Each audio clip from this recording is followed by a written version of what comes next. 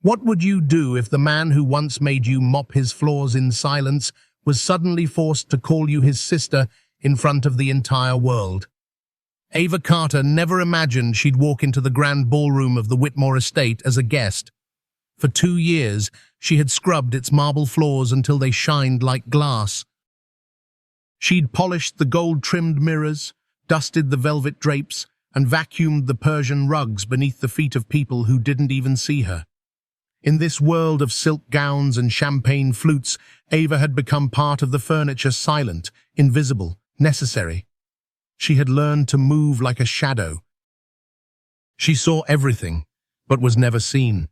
And that's exactly how Charles Whitmore liked it. He was the heir to the Whitmore fortune, a man who wore arrogance like cologne. Tall, sharp-featured, and always dressed in midnight black suits that cost more than Ava's annual salary, Charles had the kind of confidence only the ultra-rich could afford.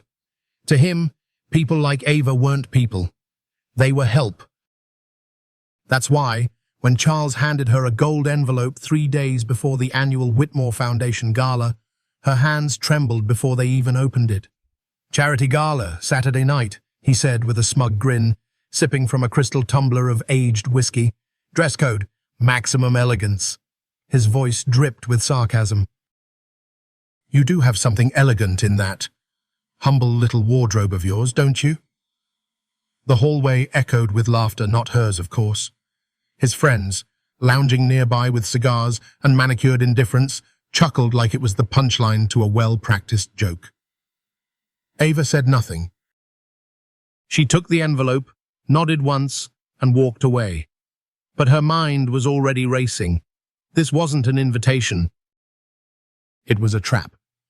Charles wanted her to show up, not to celebrate. Not to elevate, but to humiliate. To parade her in front of Beverly Hills' most powerful people and remind them and her of where she belonged. And just to make sure it stung, Charles had invited the press. "I give her 15 minutes before she runs out in tears," he told his wife, Vanessa Blake, as Ava vacuumed just outside the study door the night before the gala. Vanessa laughed behind a glass of red wine. "You're terrible," she whispered. "She'll probably borrow some cheap dress and look like a lost waitress at a fashion show." "I'll bet you $100,000 she doesn't even show," Charles said. "You're on," Vanessa smirked. But Charles didn't know 2 important things about Ava Carter. First, she had grown up in houses like this. She knew which forks went with which course, how to walk across marble in stilettos without slipping, how to hold her glass like it was part of her. Long before she'd become a cleaning lady, she had been the daughter of someone powerful, someone who used to be welcome in places like this, before it was all stolen from her. And second, Ava Carter never accepted defeat. She didn't believe in running. She believed in walking straight into the fire, chin high and eyes open. Saturday night came quickly. The estate buzzed with luxury. Valets opened doors for Lamborghinis and Bentleys. The scent of expensive perfume and designer arrogance filled the air. Inside, the ballroom shimmered in candlelight and live string music. Photographers circled the elite like moths to a flame. Then the doors opened and Ava Carter walked in. She wore a black satin gown that hugged her figure with regal simplicity. The diamonds on her ears caught the chandelier light like stars. Her hair, once tied back under a cleaning scarf, now cascaded in elegant curls down her back. She walked like the floor belonged to her, because in some way it did. For a moment, no one recognized her. Whispers began to rise. Is that the cleaning lady? Why is she here? Who let her in?" Charles saw her from across the room.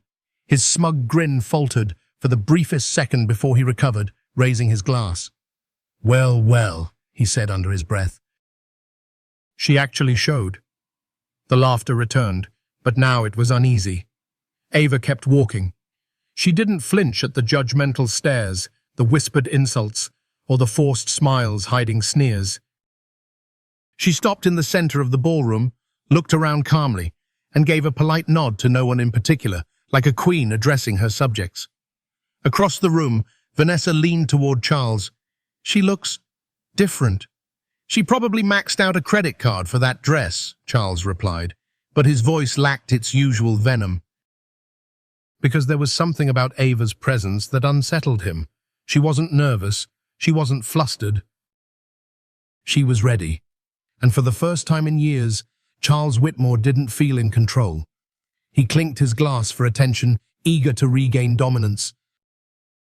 "Everyone," he announced, his voice booming with fake warmth, "I'd like to introduce our special guest tonight, our very own cleaning lady, Ava Carter." The laughter that followed was cold and sharp, slicing through the air like a blade. Flashes from cell phones lit up as socialites took photos, already thinking of snide captions.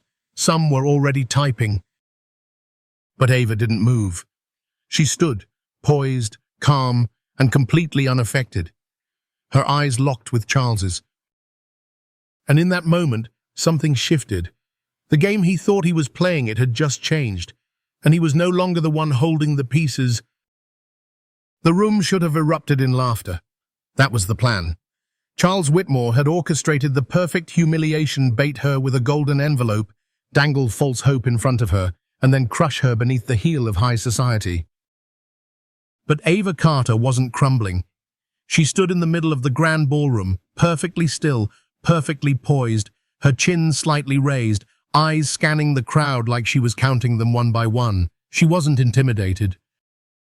She wasn't humiliated. She was watching, observing, owning the room. And that made them nervous. Across the polished floor, Clara Reynolds, wife of a U.S. senator and a woman who had made a career of crushing reputations with a smile, leaned toward her friend Sharon Blake, an heiress who'd inherited oil money and little else. "She really came," Clara whispered, eyes narrowing. "Look at her." "Where did she get that dress?" "Probably rented it," Sharon snorted. "She'll be paying it off for the next 5 years. Honestly, how pathetic." But even as they mocked her, they couldn't look away. The gown was too elegant, the way Ava wore it too effortless, the way she moved too precise. There was something about her posture, the way she stood with her shoulders back and her hands lightly folded in front of her, that felt practiced. Not the kind of practiced you find in survival, but the kind born from heritage.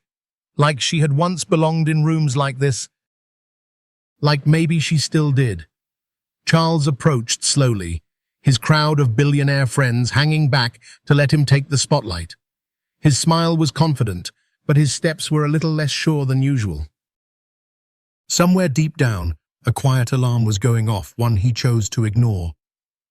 "Ava," he said, voice smooth as velvet dipped in poison. "What a surprise." She turned to him slowly, deliberately, her eyes locking onto his with a calmness that was unsettling. "Charles," she said, "you didn't think I'd come?" "Oh, I always believed you would," he replied with a grin that didn't reach his eyes. "After all, when someone like you receives an invitation to an event like this," she raised an eyebrow. "A person like me?" For a moment he paused. A flicker of hesitation crossed his face, barely visible, but Ava saw it. The room saw it too. "Well, you know," he stumbled, "someone who doesn't usually move in these circles." Ava's smile was small, but razor-sharp. "Circles change, Charles." There was something in her tone, not loud, not angry, just firm, unbothered. Certain. It spread across the room like a chill breeze. And then she said it. "I'm not here because of your invitation. I'm here because I belong." Charles blinked. "I beg your pardon?" "I've walked these halls before," Ava continued, her voice as smooth as satin. "Long before you even learned to hold a wine glass." Sharon and Clara exchanged looks. Nearby guests began to drift closer, pretending to sip champagne while leaning in. A ripple of curiosity was building. Charles let out a short laugh. "You're bold tonight, Ava." "I'm prepared," she replied, with a smile that didn't blink. The air thickened.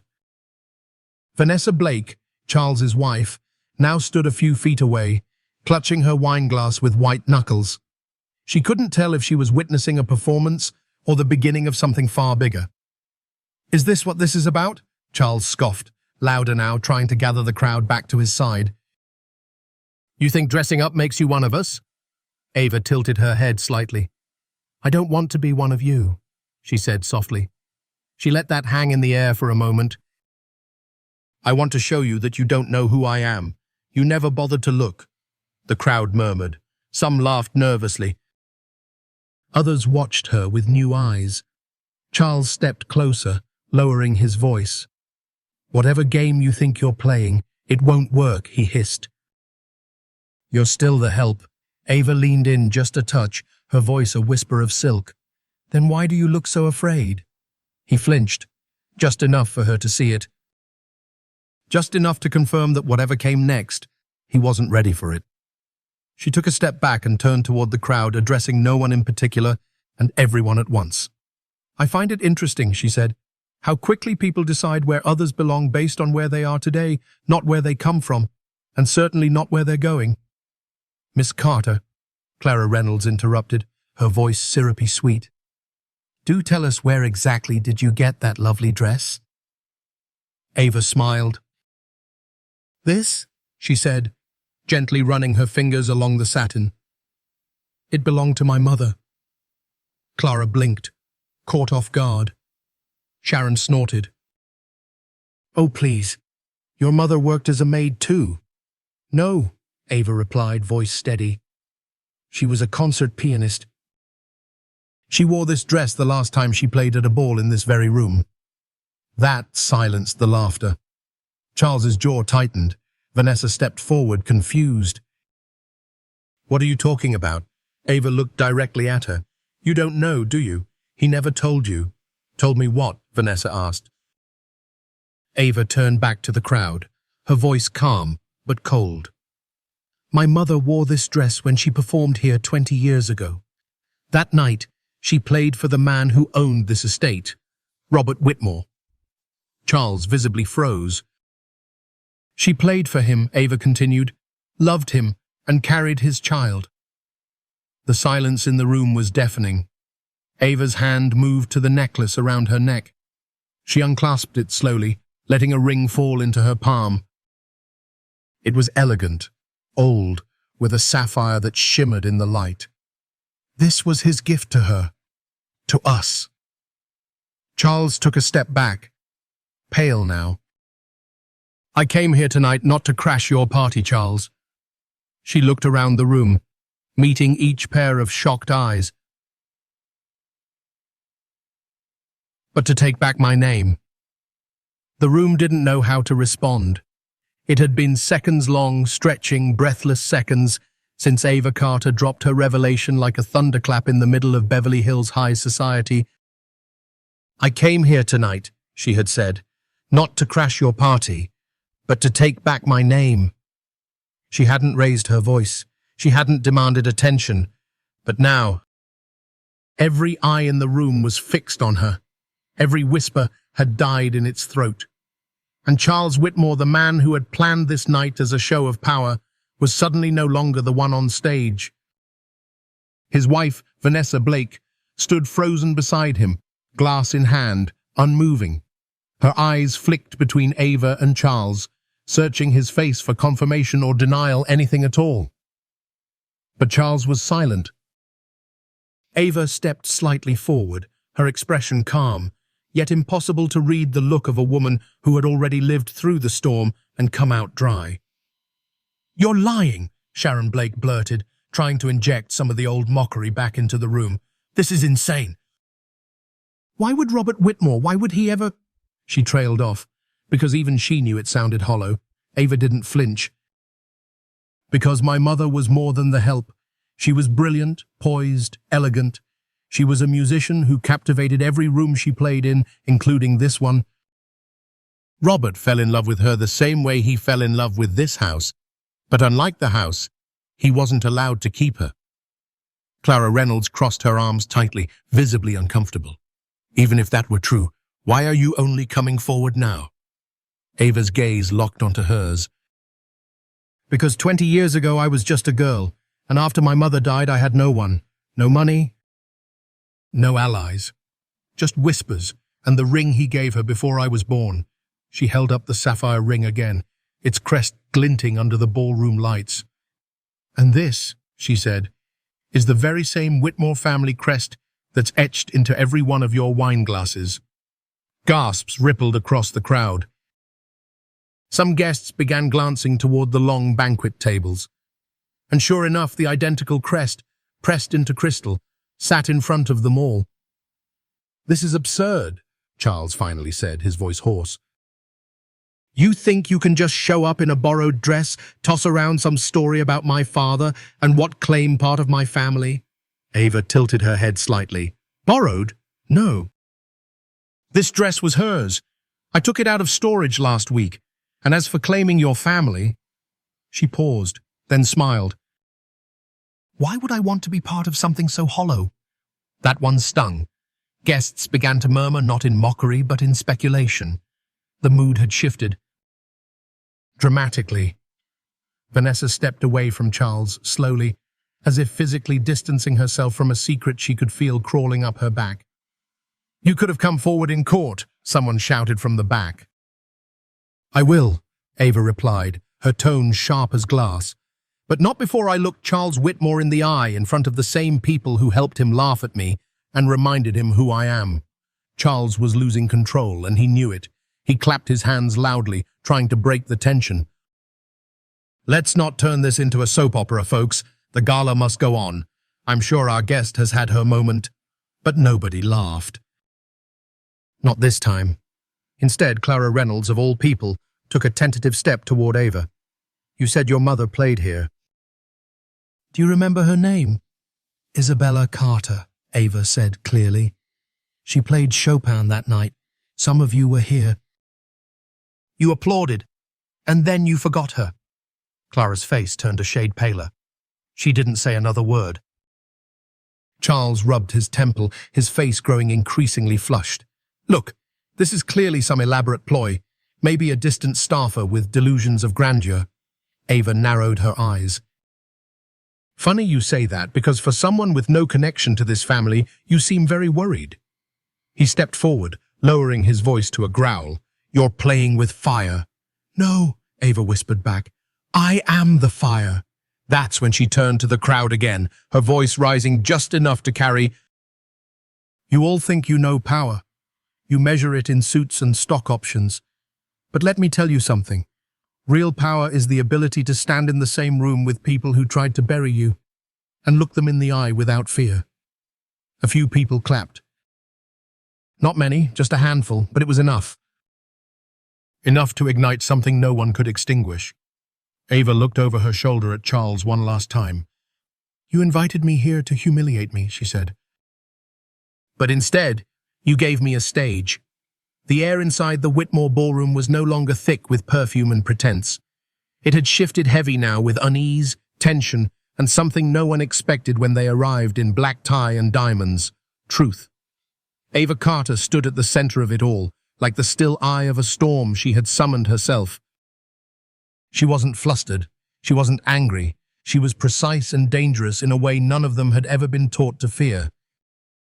Because Ava wasn't threatening anyone, she was just telling the truth, and that made her the most dangerous person in the room. "I see some of you are struggling to believe me," she said, scanning the circle of onlookers with calm, deliberate grace. "Let me help you."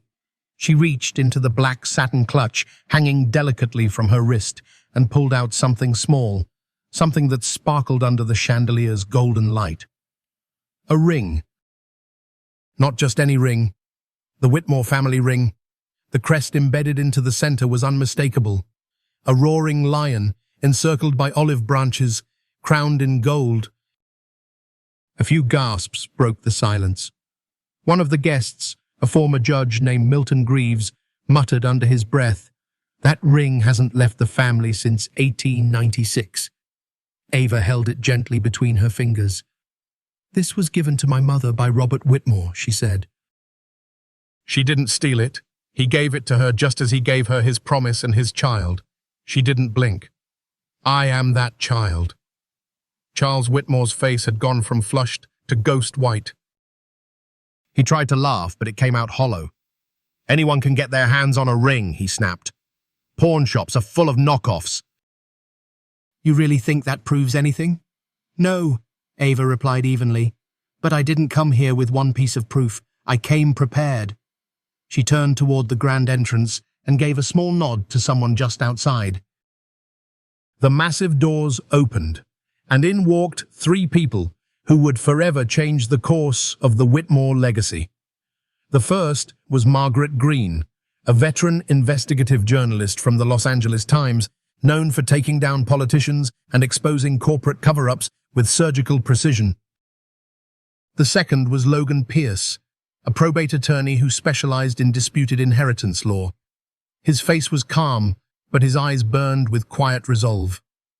The third made the room gasp. It was Dr. Whitaker, Robert Whitmore's personal physician during the last years of his life.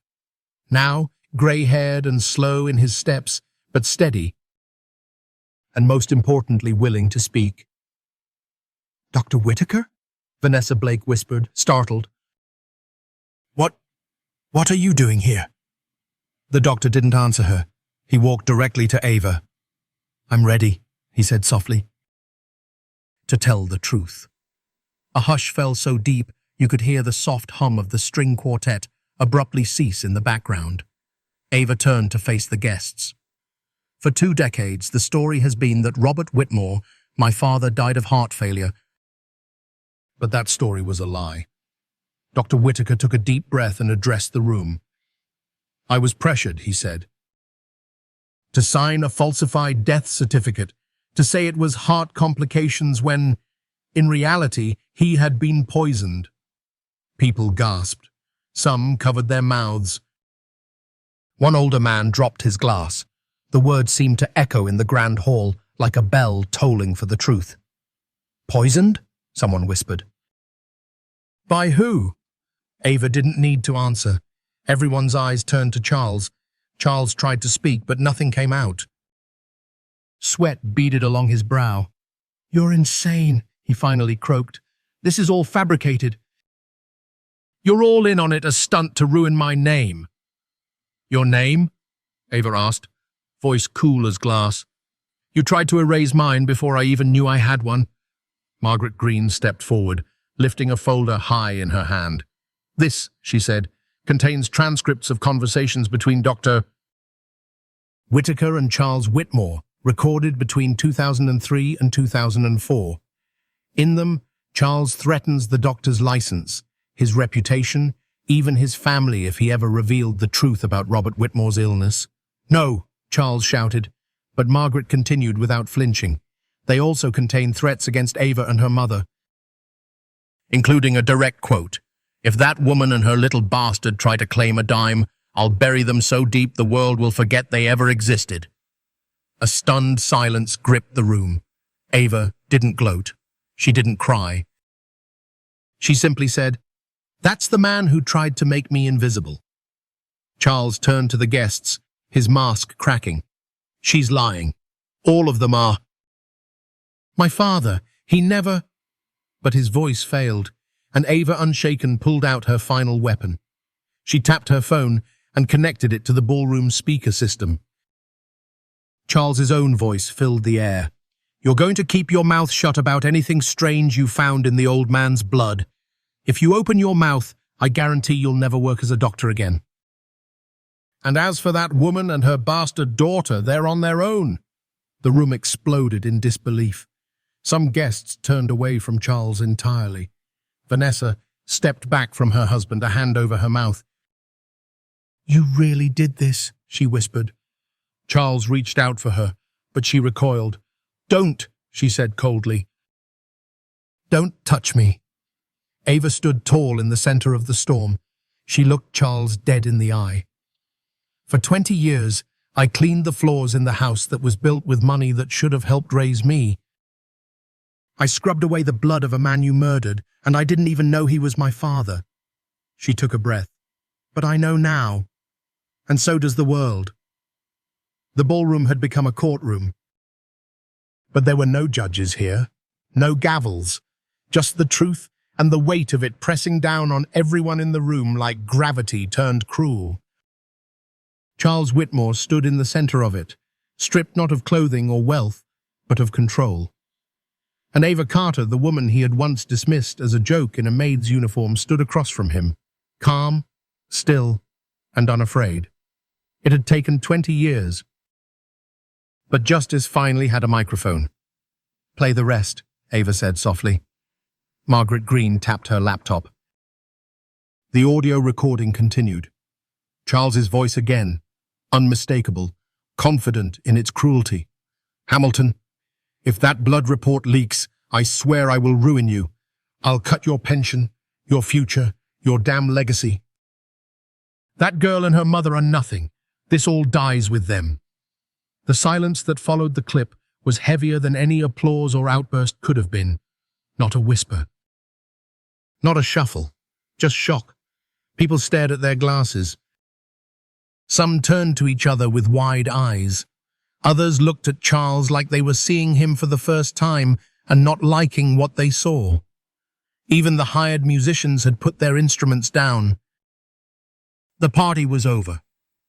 Ava looked around, her voice steady but laced with years of buried pain. "For 2 decades, I worked in silence. I scrubbed the corners of this estate. I watched you toast to power while knowing I came from it.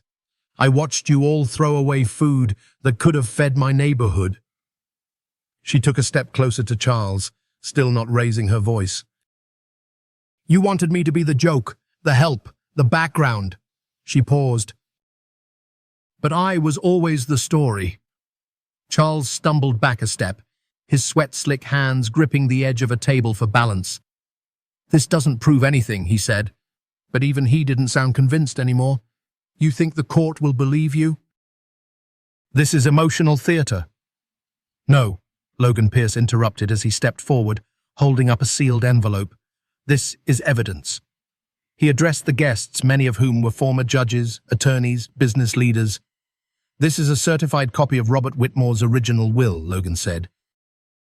"The version before it was revised under suspicious circumstances, the version that included Ava Carter as a legal heir." Gasps rippled through the room. "You forged a new will," someone whispered from the crowd. Vanessa Blake, standing far off to the side now, slowly shook her head, stunned. "Oh my God!" Charles looked wild now, cornered and unraveling. "This is a setup." "I don't even you people are vultures. None of you cared when he died." "No," Ava said sharply. "You didn't let us care. You buried him under lies." Margaret Green stepped up beside Logan, opening another file folder. "For the record," she said, "we also obtained financial records including large, unexplained transfers from company accounts into shell corporations, all traced back to Charles Whitmore." She turned to the projection screen behind her and tapped her laptop again. A series of images appeared, bank statements, wire transfers, tax records. A photo of Charles shaking hands with a known political fixer. And then, the last image froze the room. A $200,000 transfer from Charles Whitmore's personal account to Dr. Whitaker, dated 3 days after Robert Whitmore's death. In the memo line, "Silence is golden." People began to back away from Charles like he was radioactive. Clara Reynolds whispered to Sharon Blake, "He bought the death certificate." Sharon, pale and shaken, couldn't even reply. Vanessa took off her wedding ring and slipped it quietly into her purse. Ava turned to the crowd. "You were all so quick to laugh when you thought I was beneath you," she said, her voice low and steady. "But you never stopped to ask why I came. You assumed humiliation. You never imagined I came for truth." Charles tried one last time to speak, but his voice cracked. This will destroy everything." Ava faced him fully now. "No," she said. "You destroyed everything." "I'm just turning on the lights." Security guards from the estate hovered near the entrance, unsure whether to intervene. Then Dr. Whitaker raised his hand. "I've contacted the police," he said clearly. "They'll be arriving shortly. I've signed an official statement." "I'm ready to testify in court." Charles turned pale. "You're throwing your life away for her," he shouted. "Doctor," Whitaker nodded slowly. "No, I'm finally taking it back." The moment shattered completely when a voice near the door called out, "They're here!" Police officers entered calmly, professionally walking past the stunned guests as if arriving at a crime scene rather than a party. Charles began to protest. "You can't do this. This is private property. This is harassment. You're under investigation for fraud, conspiracy, and potential homicide," one of the officers said flatly. "We'd like you to come with us." Ava didn't smile. She didn't celebrate.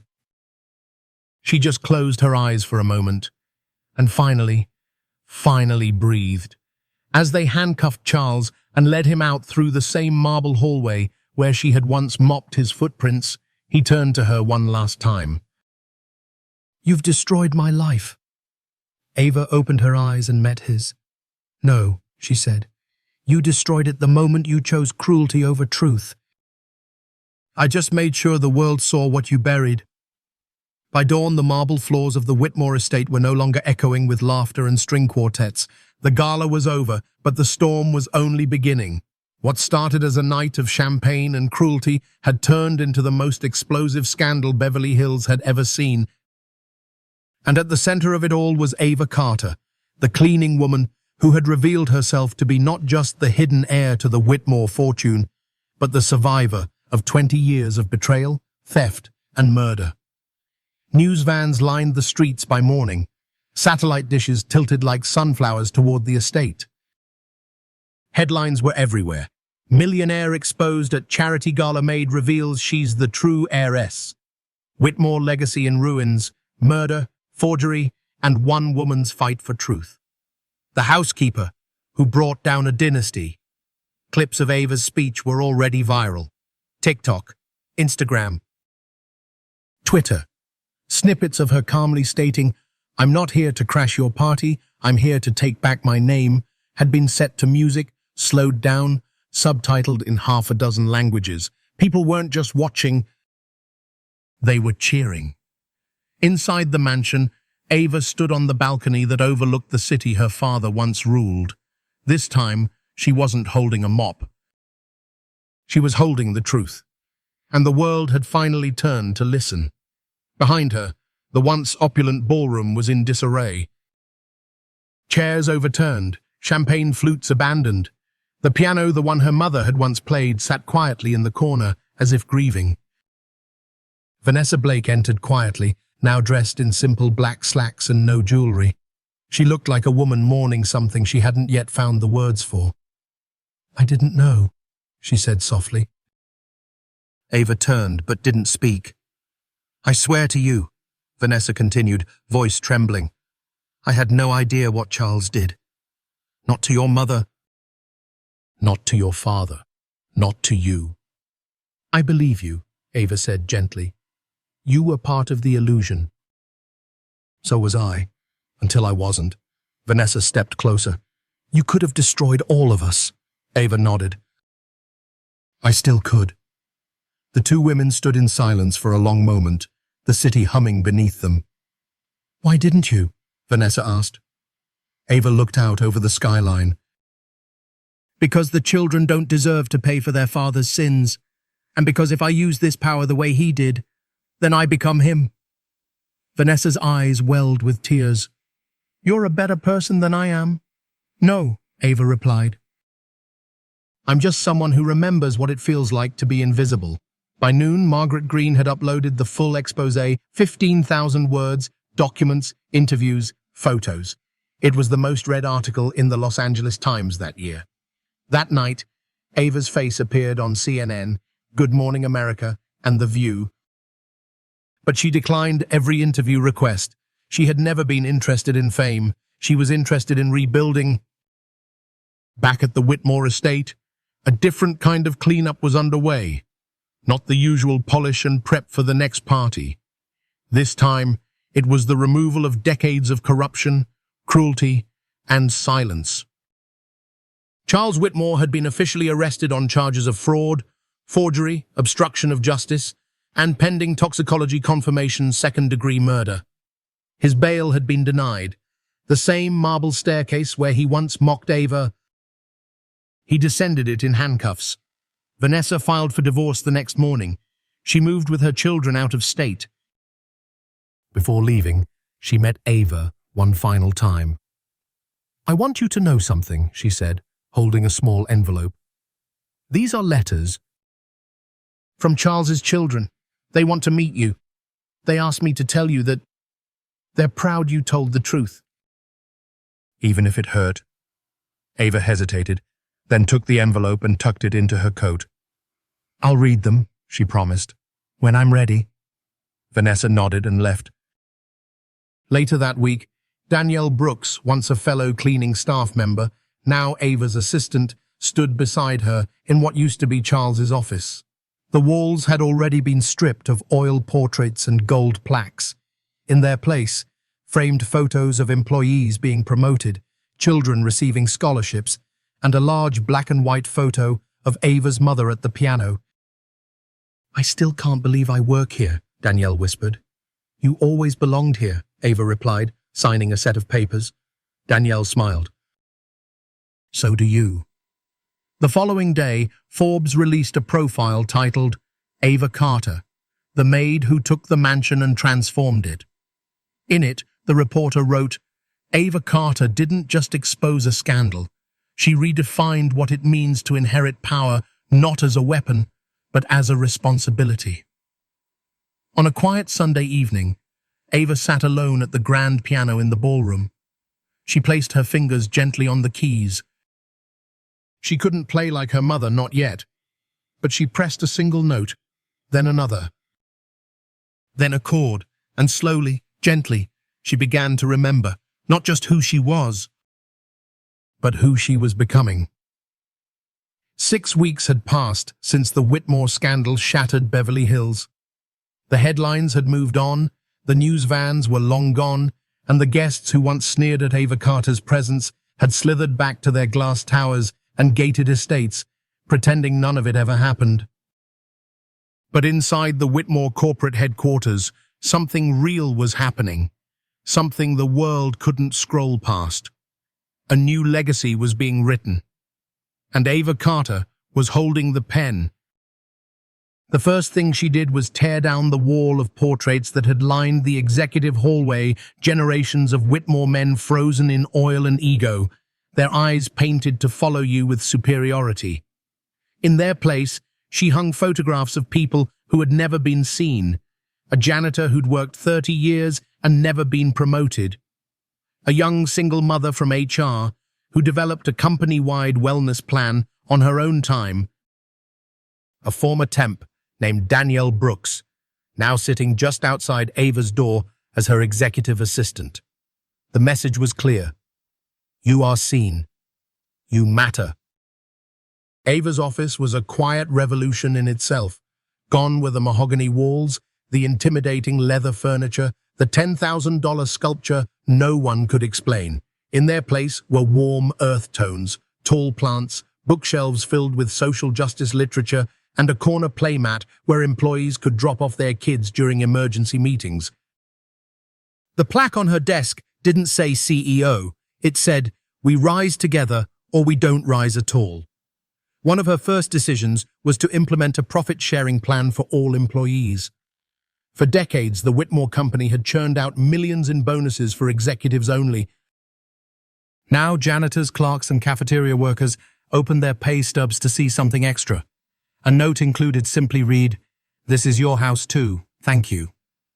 The reaction was immediate. Productivity skyrocketed. Turnover plummeted.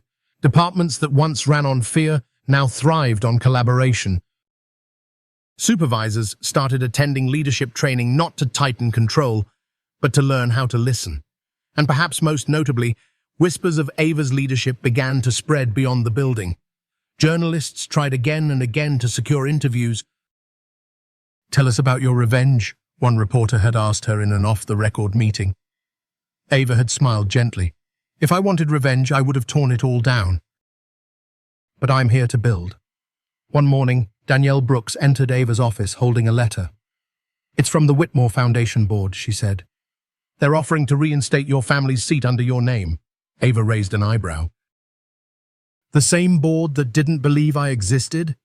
Danielle nodded. Apparently, they're hoping for a new partnership. Ava took the letter, read it silently, and then tore it in half. I don't need their seat, she said. I've already built my own table. By the third month of her leadership, Ava launched 3 major initiatives: scholarships for children of employees, regardless of position; a microloan fund for entrepreneurs from underserved communities; California's largest domestic violence support fund, named after her mother, the Isabella Carter Initiative.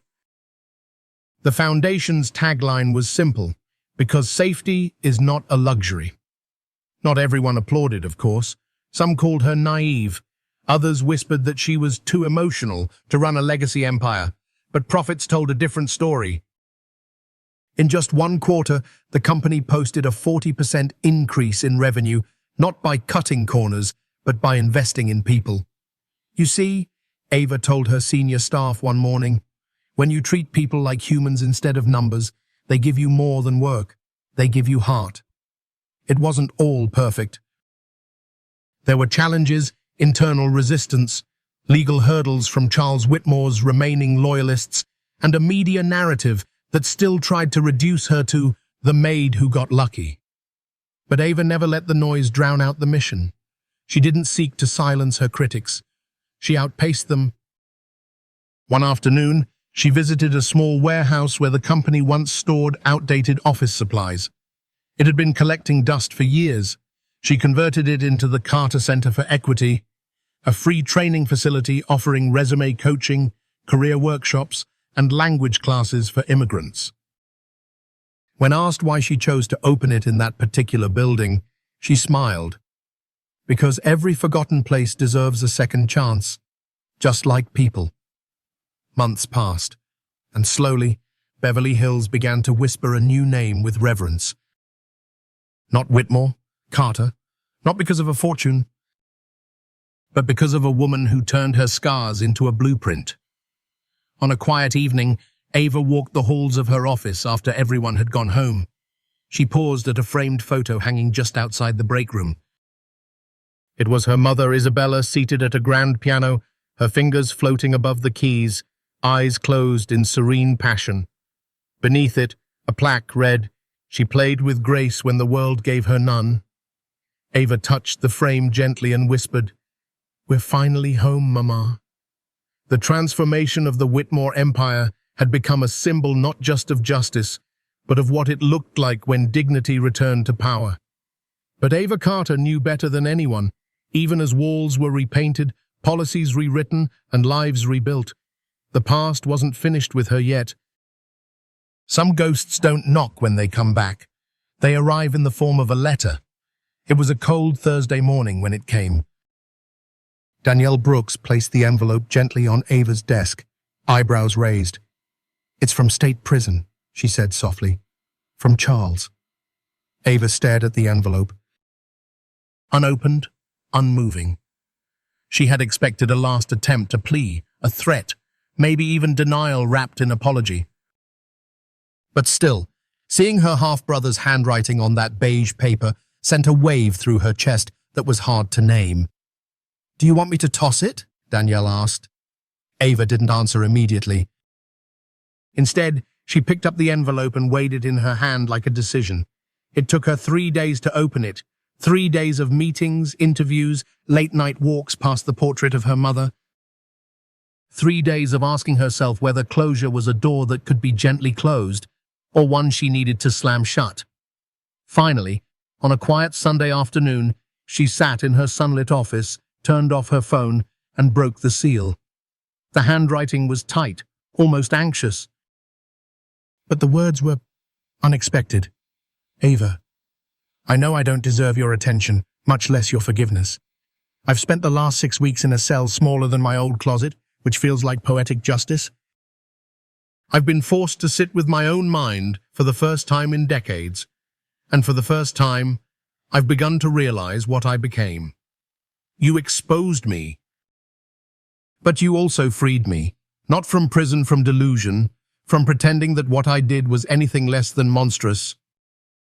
The night our father died, I made a choice that can never be undone. But I've also come to understand something else.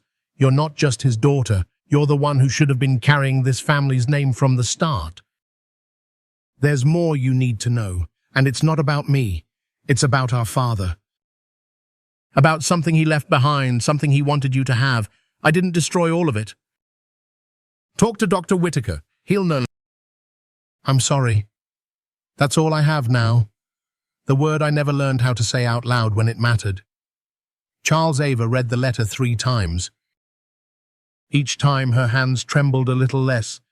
Was it manipulation? A final grasp at sympathy? Or was this real? And more importantly, what had Robert Whitmore left for her? She called Dr. Whitaker the next morning. He arrived at the estate an hour later, his worn leather satchel in hand and guilt written across his face. I always meant to tell you, he said before she even spoke. But Charles had a way of tightening every mouth around him. What did he mean? Ava asked, sliding the letter across the desk. What did my father leave? Dr. Whitaker opened his satchel and pulled out a small velvet box. Inside was a tarnished key and a folded note in Robert Whitmore's handwriting. Ava recognized the slant of his pen instantly. To my daughter, Ava, if you ever read this, then truth found its way home. I'm sorry I wasn't brave enough to stand by your mother the way I should have, but I did not forget you, and I never stopped believing in the woman you'd become. I left something for you, something I hid in the only place I ever felt honest, my mother's cabin in Crescent Pines. The key is yours. So is the legacy.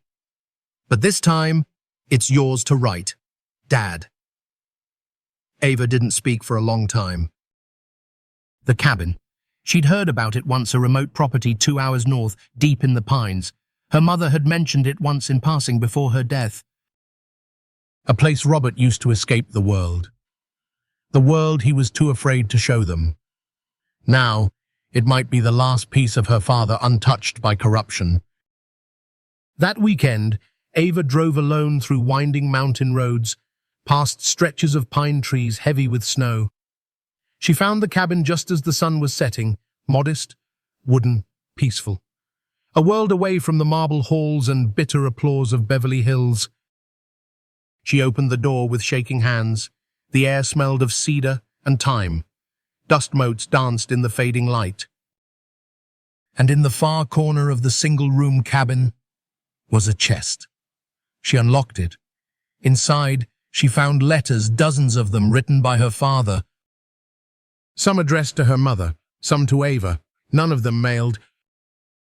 There were sketches of a foundation named after her, plans for a music school, journal entries filled with regret. A final note that read, "Maybe I didn't get to raise you, but I never stopped being your father." Ava sat on the wooden floor for hours, reading his words. He had never defended her, never claimed her, but he had loved her. And in this quiet cabin, that truth felt more real than anything he left behind in a boardroom. She returned to the city changed, not softer, stronger, but with a heart no longer heavy from carrying only what had been taken, now full with what had finally been returned. Forgiveness had never been Ava Carter's goal. She had spent too many nights scrubbing floors while men like Charles Whitmore toasted champagne over the bones of her stolen future. Forgiveness didn't put food on the table. Forgiveness didn't raise a daughter in silence while her father's name built towers. But now, with the truth out, the empire reclaimed, and the letters from the past spread out across her living room floor. Forgiveness whispered to her like a question she couldn't ignore. What if justice isn't only about punishment? What if it's also about peace? The prison was cold.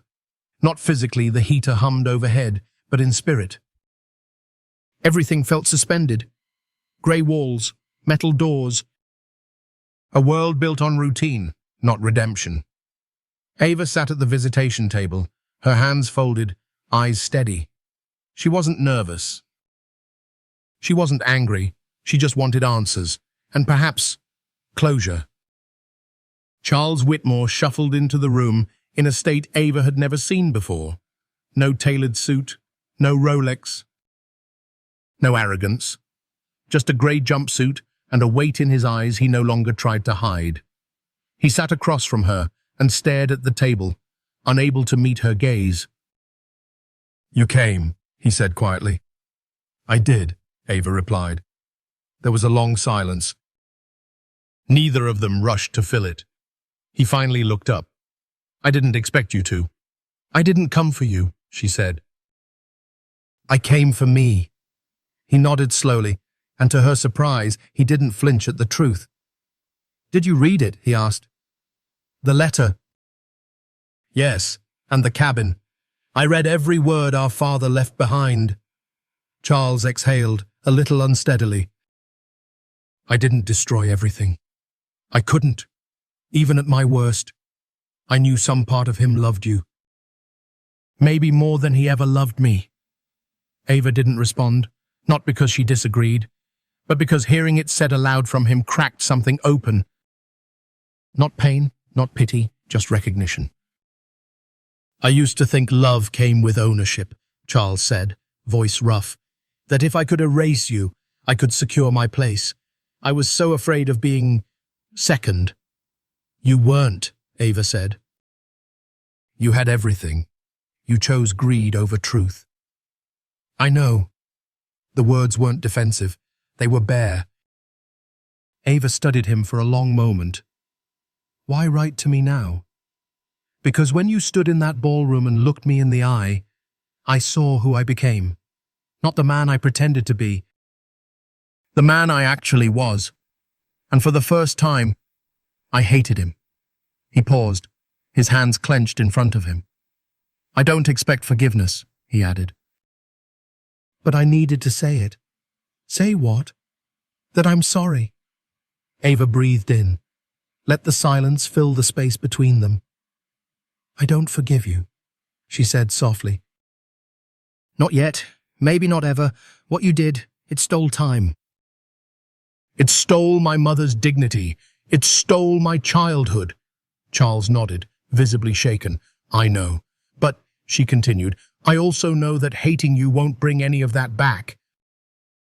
And carrying you with me all your sins, your bitterness won't help me build what comes next." She looked him squarely in the eye. "So I'm putting you down, not for your sake. For mine." He swallowed hard, blinking back tears. "I'm not sure I can become someone else in here," he whispered. "That's not my problem," Ava replied. "But if you want to try, start by telling your children the truth." Charles looked stunned. "They've written to you, haven't they?" "They have. But they need their father to be honest before they'll believe anything else." He nodded slowly. "I will," he said. "I swear I will." Ava stood up. The moment was done. But something in the air felt lighter. Not forgiveness, not absolution, but the start of release.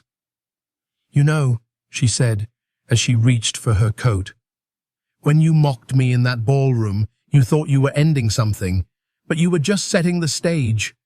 She looked back at him one last time. "The real legacy starts now, and it has nothing to do with your name." And with that, she left. Outside, the air felt sharper. The sky was overcast, but Ava tilted her face toward it anyway. For the first time in her life, she wasn't holding anything back. Not rage. Not pain. Not even the burden of needing to be right. She was free. Back home, she opened the letters from Charles's children again. This time, she read them slowly, not as a victim of their father's cruelty, but as the aunt they wanted to know. They didn't ask for money. They asked for stories about their grandfather, about music, about Ava's mother, the grandmother they never met. She picked up a pen and wrote back. Not because it would erase the past, but because she finally had room to shape the future. That night, Ava stood in the empty ballroom of the estate. She walked to the piano, the one her mother once played, and sat quietly for a moment before placing her fingers on the keys. The first note came like a breath, the second like a heartbeat. By the third, the melody wasn't just music, it was peace. The Whitmore name had once loomed like a monument over Los Angeles, carved in marble, gilded in wealth, insulated by power. But names change, and so do legacies. 6 months after the scandal that shattered a dynasty and exposed a century-old pattern of silence and greed, the Whitmore name had all but disappeared from the public eye. In its place was a new name, not whispered, not feared. Spoken with hope. Carter. Ava. Carter stood in the same office that once belonged to Charles Whitmore, though now it looked nothing like his kingdom of glass and leather. The walls were lined with framed photos of employees, not just executives, but janitors, cafeteria workers, receptionists. A quote was etched above the door in clean brushed steel: "Power means nothing if it isn't shared." Across the city, the transformation was being felt in real ways. The Isabella Carter Foundation, named after Ava's mother, had launched a state-funded partnership to provide transitional housing for single mothers fleeing abuse. Ava's company now provided free legal aid, mental health care, and childcare grants to every employee, full-time, part-time, or contracted. And that was just the beginning. She had also purchased a once-abandoned lot in South LA, where she planned to build a community arts and music center, a place where kids who'd been told they didn't belong anywhere could come create, learn, and dream. Because Ava remembered what it felt like to be unseen, and she had made a promise to herself and to the memory of her mother that no one under her roof would ever feel invisible again. One afternoon, as she stood in front of a packed auditorium for a leadership summit, a young woman raised her hand during the Q&A and asked, "Do you ever regret not tearing it all down?" Ava paused for a moment, then smiled.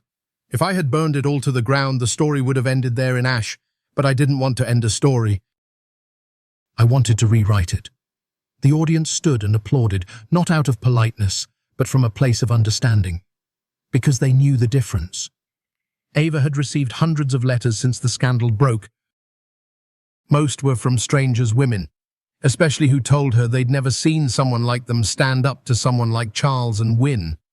Others were from former employees, people who had suffered in silence, people who were pushed aside, who now walked into work with their heads high.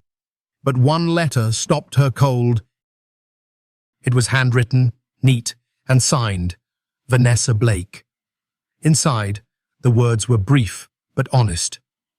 "You didn't just protect your own name. You protected my children's future. You could have crushed us, and no one would have blamed you.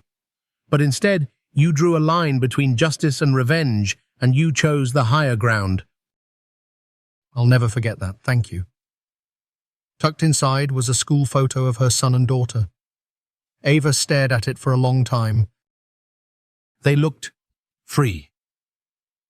That night, Ava returned to the Whitmore estate, now fully renovated, renamed the Carter House, where she no longer lived out of obligation, but out of choice.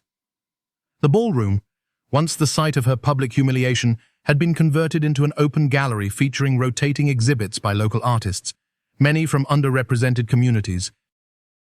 That night's collection featured portraits of working women, painted with color, power, and pride.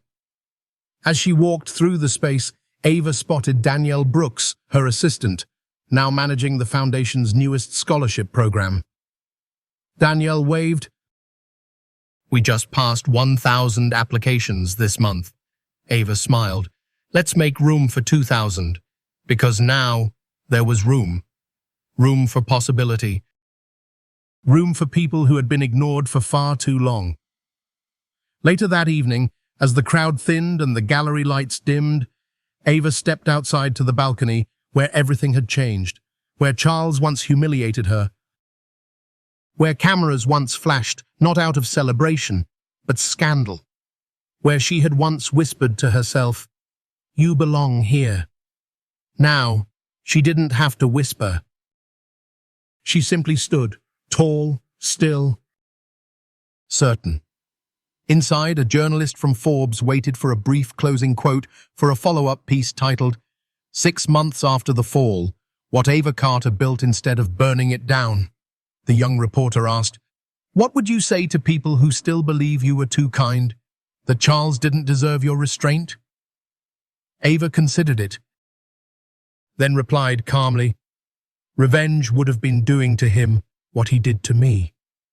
Justice was showing the world who I really am, and building something so strong, so fair, so rooted in dignity, that what he tried to destroy no longer matters." She paused. "I didn't just reclaim a legacy. I rewrote what legacy means."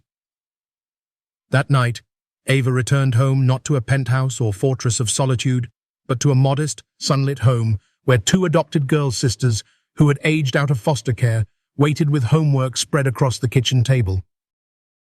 They ran to her with arms wide, not because she was a CEO, but because she was the one who stayed, who saw them, who chose them. And in that home, filled with laughter and second chances, Ava finally found what she had searched for her entire life. Not a title, not an empire, but peace. Sometimes, justice doesn't arrive in the form of a courtroom verdict or a loud declaration. Sometimes, it walks in quietly, dressed in dignity, carrying years of silence and choosing to rebuild instead of destroy. Ava Carter's story reminds us that true power isn't about wealth or status. It's about having the courage to rise after being stepped on, and the grace to use that rise not for revenge, but for restoration. She could have burned it all down: the name, the empire, the people who mocked her. Instead, she chose to build something better, a legacy grounded in truth, fairness, and compassion. In a world quick to forget those in the shadows, Ava teaches us to never underestimate quiet strength or the long memory of someone wronged. But more importantly, she shows that healing, real, lasting healing, doesn't come from watching others fall. It comes from choosing a path forward that lifts others with you. For those of us who've been overlooked, dismissed, or silenced, her story is a reminder. Dignity isn't given, it's claimed. And when it's rooted in justice, it can change not just a name, but a world.